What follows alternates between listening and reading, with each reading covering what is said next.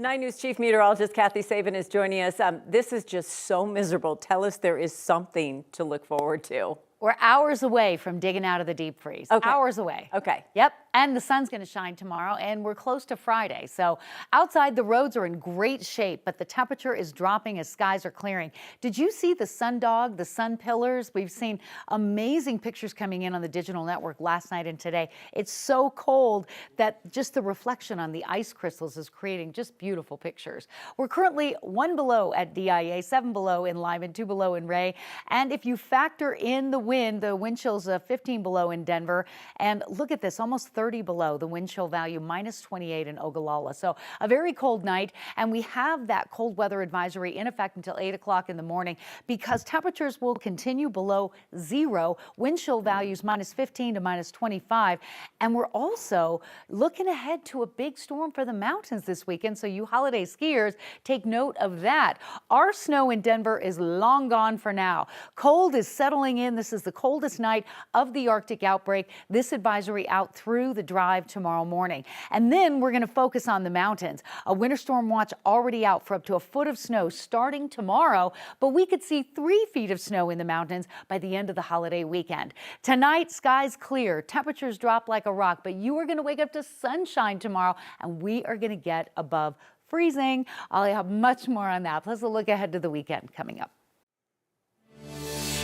Denver Public Schools is suing the Trump administration in an effort to block ICE agents from detaining people at schools.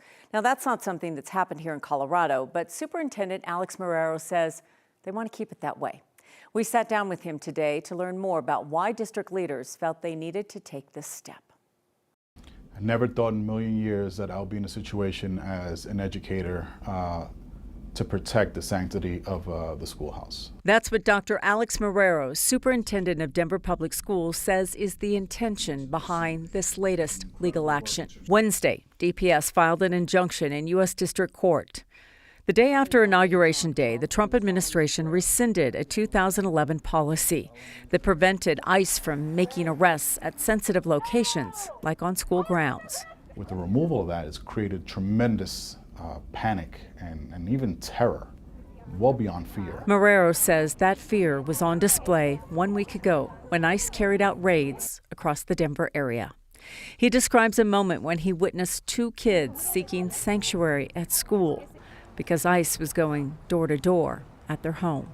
2 kids were running top speed to the school, and when they asked, "Why are you here an hour before the start of school day?" It's because my mom told me to run. Corre, corre, corre, mi hijo. Right now, we're in a situation where we do not know if we can genuinely say schools are the safe haven, but yet for that parent who's experiencing that raid at home, school was. The raids may have not happened at schools that day, but Marrero says that still disrupted the school day. In one class at Place Bridge, where it's well over enrolled because they received a lot of new to country students, hovering around 38 students on their register, I counted 7 when I walked into that class on that day. The goal of this lawsuit, Marrero says, is to have the sensitive locations policy reinstated, so ICE activity is restricted at schools. The fact that we want to protect the schoolhouse, never in a million years did I think that we have to take this position. Child care center in Steamboat Springs is closed after a teacher there was arrested and accused of abusing a child. The state shut down the Young Tracks Preschool and Daycare Center this week. Officers arrested Alma Montez on 3 counts of child abuse Friday. She's been a teacher there for the last 5 years. Documents from the State Department of Early Childhood say these allegations of child abuse go back 1 to 2 years. It's been 10 days since a man opened fire in Denver's Wash Park, shooting at strangers for no apparent reason. And tonight, the man he shot is in the hospital and recovering. 9 News reporter Spencer Soysher spoke with that man today. Spencer, he was there at the park that day, just hanging out, waiting to meet friends. Yeah, Ben Varga graduated from CU last summer and recently moved to downtown Denver. He was excited to visit Wash Park for his first time as a Denver local. Go for a picnic. He had no idea that afternoon would land him in a hospital bed. It's almost comical to have pictures of them up there because I've seen them all coming in and out of the hospital all week. Hearing Ben Varga speak, you wouldn't guess his age. I don't think I could have been any luckier. Or his circumstances. And I'm actually going to be able to go home on Friday. I had to pinch myself. I couldn't really believe it. Ben is a 23-year-old recent CU grad. He He was sitting in Wash Park on an unseasonably warm Sunday in February, waiting to meet his friends. And I start walking, and then all of a sudden is when I get hit, and then my memory kind of just blanks from there. Police have filled in those gaps. They say a stranger shot at someone on a bike and then for some reason shot at Ben. I saw someone down on the pavement, kind of near the Kentucky Street entrance to the park. Lakshmi Kara is a Denver Health Family Medicine doctor. She also happened to be enjoying the sunshine at the park that day. I noticed that there was what looked like a gunshot wound on his neck. I took his picnic blanket out of his bag and I held pressure on his wound. With Lakshmi's help, Ben survived. If the bullet could have gone higher or lower, or left or right, I might not be here right now. He's still in the hospital, working to get better. It's either my 4th or 5th surgery tomorrow. And his friends are still showing up for him. Especially when you see a news story like, oh, expected to survive, you kind of just like swipe past it, but I feel like you don't realize it's not really that simple. Now, Ben's circumstances are living through the consequences of someone else's actions. He's read the news stories, but he says all he can do is choose kindness. I've read a little bit about it, and it's hard for me to go down too much of a rabbit hole because it's hard to make sense of something that you can't really make sense of. But I do know that I don't have any hatred for this individual. I only have forgiveness. Denver police say the suspect was arrested that same day. He's charged with attempted first-degree murder, and he's still in the Denver jail tonight on a $1 million bond. Spencer Soysher, 9 News. Mayor Mike Johnston is asking the people of Denver to fund public improvement projects across the city. The mayor's office is calling it Vibrant Denver Bond Program. They say it would not only increase, would not increase taxes because it would replace other bond payments as those debts are paid off. The bond would be used to pay for projects like parks, libraries, and roads. The mayor's office is asking people to submit ideas through May. They're looking for ones that can be completed within 6 years.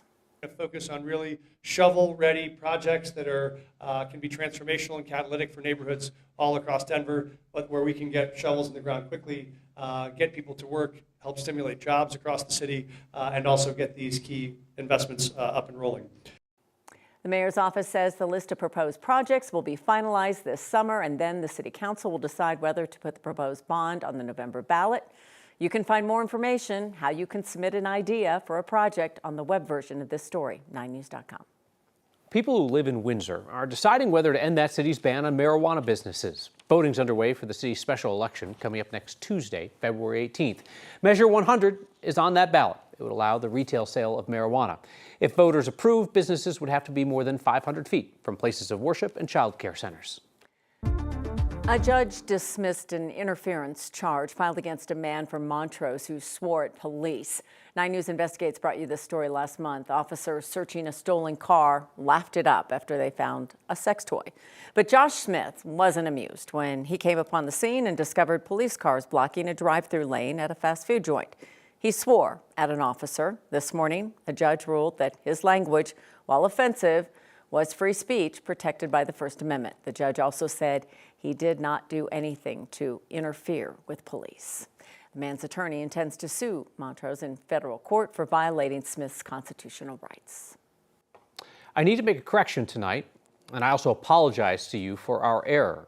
A key issue in the immigration debate lately is who should be deported. President Trump has said that violent criminals will be targeted first, then everyone else here without authorization. ICE has not yet offered a breakdown of its Colorado rates between targeted violent criminals and collateral detentions for civil immigration violations. So we've been looking into individual cases based on court documents, video evidence, and witnesses. Last night, one of our reports here examined the case of Victor Manuel Montanez Yaquez, who appeared to have been picked up in Aurora when ICE agents came to target a different man. We failed to discover, and therefore failed to tell you, that he has a driving under the influence conviction from last month. ICE is not saying if he was their target or a collateral detention, but his criminal history is pertinent as you evaluate the government's actions. That should have been included in our report. I'm sorry that it wasn't. I want to explain how we made the error. We looked up his criminal history using his name as it was spelled in the ICE detention system. Based on that, we told you that the records we reviewed show no criminal history in Colorado and no deportation orders. Today, ICE told us about his drunk driving conviction. Court records indicate that the state court system spells his name differently than the federal immigration system. That's why we didn't see that case in our searches. We had reached out to ICE yesterday morning and received a response yesterday afternoon that getting information on him may take some time. That's a standard response from ICE. If we receive answers to our questions from ICE, they often come days later. But yesterday's response from ICE should have been included in our reporting. I apologize that it was not. As we seek to hold government agencies accountable to you, the public, we should also be accountable to you, which includes detailing our reporting process and explaining errors when they happen. I apologize for the errors in yesterday's report. We'll be right back.